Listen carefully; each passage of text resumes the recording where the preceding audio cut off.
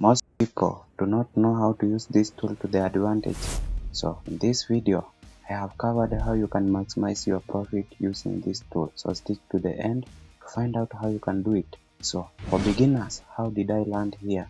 It is pretty simple. After signing up, you will see this as your dashboard. Open Deriv Trader, and there is just where accumulators are located. When you look on the right side, we have a place where you can choose your trading option, and accumulators is the first option.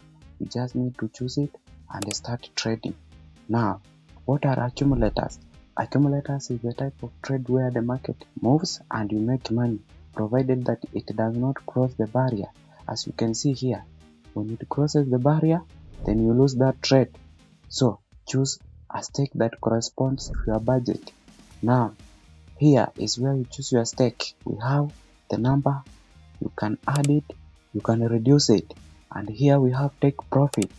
You open it, you enter the amount of profit that you want to take out of the market so that your pending order gets closed after that is hit. Now, here you can see we have the maximum amount of money you can get from a single trade, and here we have the maximum number of ticks that you can stay in that market. So when this number of ticks passes, then your pending trade gets closed and you'll get profit. Now, to execute a trade, you just need to press here and already you'll be in the market, as you can see here. So how can you change your market? We have here somewhere where you can choose the markets that you need. We have different types of markets here that you can choose from. Now, for me, I'll choose this one. After choosing this one, we can now use our tool that I had stated earlier. This is the tool. It is located just below here on the dashboard. So when it hit 3, it went to 80, and it went to 18, and it went to 33 ticks before crossing the barrier. That is what we can see here. As you can see here, I just need to tap here, the upside facing arrow, and it will get opened. How do I close it? I see here there is a button here that you can use to close, but it is hidden. So to solve this, come on this side, then reduce the zoom, and you will see it here.